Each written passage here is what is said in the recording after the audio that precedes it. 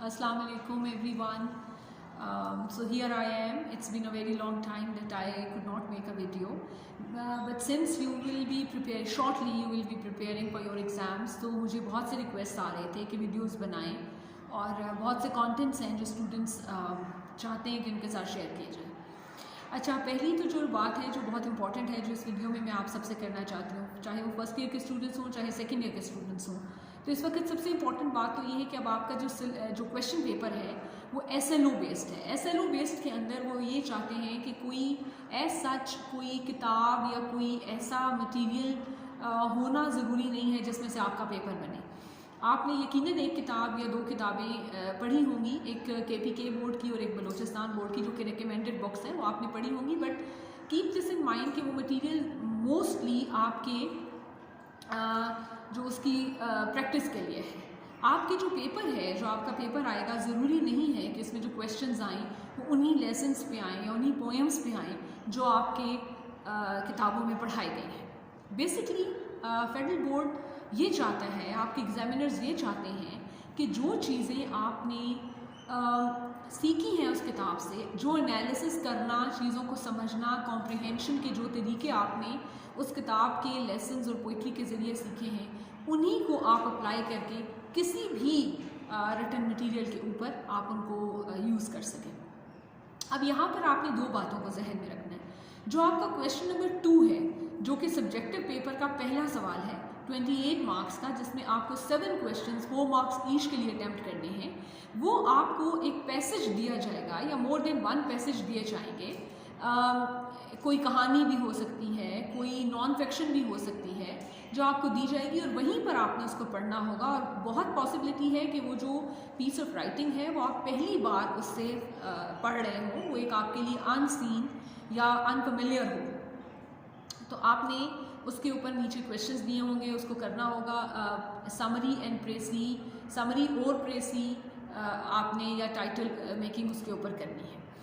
और इसी तरह जो पोएम का आपको पूरी पोएम दी जाएगी या पोएम का एक्सट्रैक्ट दिया जाएगा और उसके नीचे क्वेश्चंस दिए जाएंगे करने के लिए, वो भी ज़रूरी नहीं है कि वो आपकी उन्हीं पोएम्स में से आए जो आपने इन दोनों किताबों में पढ़ी है। हो सकता है कि वो पोएम बिल्कुल अनसीन हो, बिल्कुल नई हो, आप उससे फेमिलियर ना हो, और ये भी मुमकिन है कि वो पोएम आपने कहीं कभी अपने शौक़ में कहीं पढ़ी हो, लेकिन ये ज़रूरी नहीं है कि वो उन्हीं किताबों में से आए।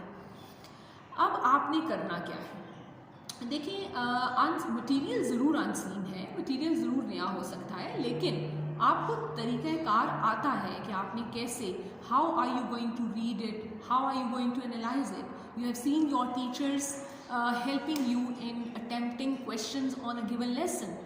You have seen your teachers explaining to you कि जो questions आते हैं पेपर्स में उनको कैसे लिंक किया जाता है लेसन के साथ, लेसन्स में से कैसे जवाबों को निकाला जाता है, लेसन को जब पढ़ा जाता है तो उसकी किन चीज़ों को देखा जाता है, कैसे एनालिसिस की जाती है, कैसे नहीं की जाती। सिमिलरली जब आप पोइट्री को पढ़ते हैं तो पोएम को पढ़ते वक्त भी इन चीज़ों को अच्छी तरह देखा जाता है कि पोएम का हर स्टैंजा एनालाइज किया जाता है, पोएम के पोइटिक डिवाइसेस देखे जाते हैं, पोएम की राइम स्कीम देखी जाती है, समटाइम्स उसका स्टाइल और रिदम भी देखा जाता है। तो इन्हीं चीज़ों को, इसी इंफॉर्मेशन को you are going to use it during your exam. अब होता क्या है कि जो हमने एक वीडियो बनाई हुई थी कॉम्प्रिहेंशन पैसेज के लिए, कि कॉम्प्रिहेंशन पैसेज में कैसे सवालों को अटैम्प्ट किया जाता है, कैसे जवाब दिए जाते हैं, वही आपको दोबारा देखनी चाहिए। वो आपको हेल्प करेगी 28 मार्क्स पर एक क्वेश्चन में। अब जो दूसरी चीज़ आपके, देखिए एक चीज़ बहुत ज़रूरी है, I am telling my students कि जब आप उस पैसेज को पढ़ेंगे जिसके ऊपर आपको क्वेश्चंस अटैम्प्ट करने, तो आप उसको उसी तरह पढ़ें जैसे हम क्लासरूम में उन क्वेश्चंस को, किसी भी लेसन को जैसे कि हम क्लासरूम में पढ़ते हैं, उसका तरीक़ाकार क्या होगा कि आपने उसको 1 दफ़ा पढ़ा, 2 दफ़ा पढ़ा, 3 दफ़ा पढ़ा, अपनी पूरी अंडरस्टैंडिंग डेवलप की about that piece of writing. उसमें आप उन चीज़ों को अंडरलाइन करें जो आप समझते हैं कि ये ज़रूरी हैं, उन बातों को मार्क कर लें जो आप समझते हैं कि हाँ इस पैसेज का ये मेन कंटेंट है, या ये पैसेज इन बातों की तरफ इशारा कर रहा है, उस पैसेज में सिग्निफिकेंट पार्ट्स हैं, इनको मार्क कर लें, इनको अच्छी तरह समझें। उसके बाद आपका अगला स्टेप ये है कि आपने उसको उस पैसेज को जब आपने आंसर करना है उस वक्त भी आपने लिंक करना है पैसेज की इंफॉर्मेशन को क्वेश्चंस के साथ। तो ये सारा काम आप उस वक्त कर पाएंगे जब आप पैसेज को अच्छी तरह समझेंगे।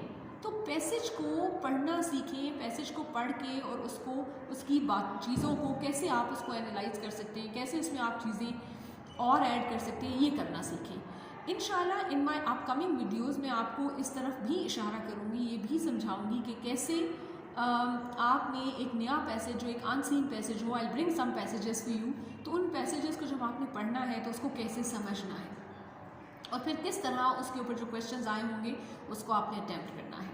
समरी लिखने के लिए भी आपको पैसेज के मेन पॉइंट्स चाहिए होंगे, तो अगर आपने पहली रीडिंग में ही उनको निकाल लिया तो आपके काम आ जाएंगे।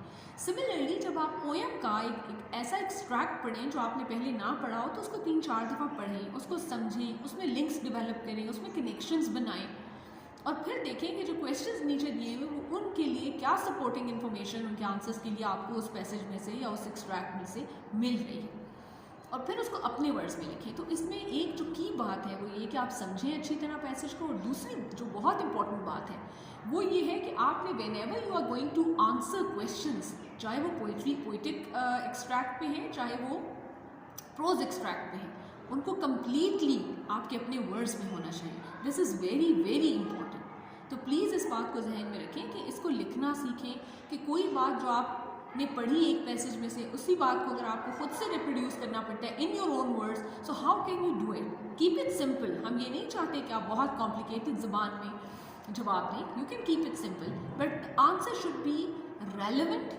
to the point and within the given word limit, and it must be an answer to the question जो पूछा गया है। तो इंशाल्लाह जब तक आपके एग्ज़ाम नहीं हो जाते, I'll be with you, हम इस पे बात करते रहेंगे, हम देखते रहेंगे कि how can I help you in attempting these questions in a better way. Thank you very much.